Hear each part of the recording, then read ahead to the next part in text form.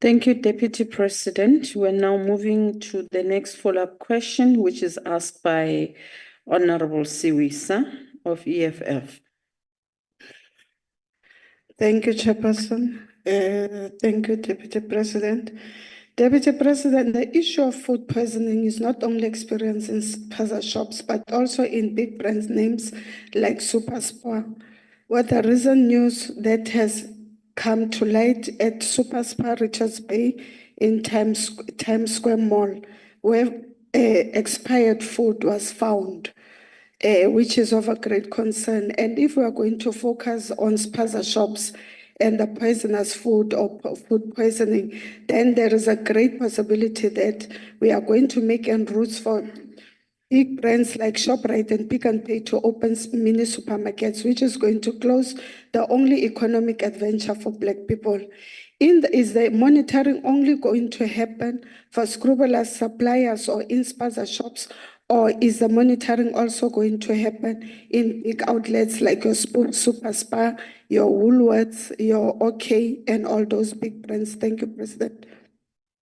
Thank you very much. Can you respond, Deputy President? Thank you very much, Chairperson. Indeed, I also have seen some of this information circulating that there could be goods that are not good for human consumption or have expired in well-established shops. So what we need to do, Honorable Siwisa, you're quite right that we must not just focus on Spaza shops. Well, we've started there, but going forward, the regulating authorities must make sure that all businesses don't sell counterfeit goods, all businesses don't sell expired food products. It doesn't matter whether you are a Checkers or a Woolworth or a Pick and Pay. That's why when you go to this shop, you'll find that on these goods, you'll find that they put dates to say this must be sold by this time and must be consumed by this time.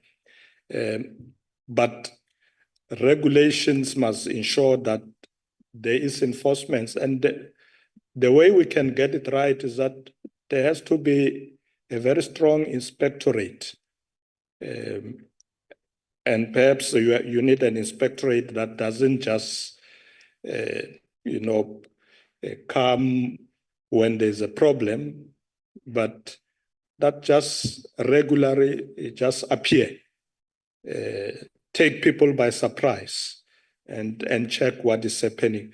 So I agree with you that for our people to be safe, the authorities must ensure that we broaden the scope, we broaden our operation to ensure that the focus does not just end with Spaza shops. Thank you very much, Honorable Chairperson. Thank you very much, Deputy President. The next follow-up question is from MKP, which will be asked by Honorable Mokoena. Thank you, Chair, and good day, Honorable Deputy President. My question to you is, given the ambitious 21 days that you've set for yourself in conducting the study that you're conducting, we would like to know what strategies are in place, or a turnaround strategy. Is there a turnaround strategy in place to ensure that these running Spaza shops are now transferred to Abantu Bethu, so that they are able now to guard their community better? And also, is there an appetite from government to then capacitate them so that they run self-sufficient businesses that are regulated and that are concerned about health and regulation issues? Thank you. Thank you very much. Over to you, Deputy President. Thank you very much, Honorable Chairperson. Thank you, Honorable Mokoena. The, the approach that we are taking is that we should register everybody. Obviously, we do want to see South Africans owning most of these businesses, the Spaza shops. I said earlier when I responded that we have realized a tendency where some of our South Africans were seen to trying to register, but not for themselves to operate. They are registering for illegal immigrants. It's an illegal activity that the authorities must tackle that. If somebody is in South Africa legally, there is no reason for us to stop them from operating a business. There are rules that are set that if you are a foreigner, you come to South Africa, want to operate a business, there's a threshold of funds that you must prove to the authorities that you have to be able to run a business. So they must comply. But we would be happy to see many South Africans operate these businesses. And as I said, if they choose to be landlords, then they must do it legally, and they must do it with people who are legal in the country, who have the right to be here. Because being a landlord also it assists you to make money and to survive.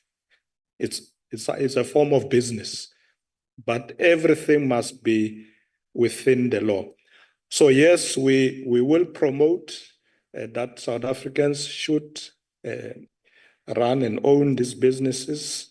And as we register, we do hope that we will find many South Africans who are keen to be registered to run these Spaza shops. Thank you, Honorable Mkwena. Thank you, Honorable Chairperson.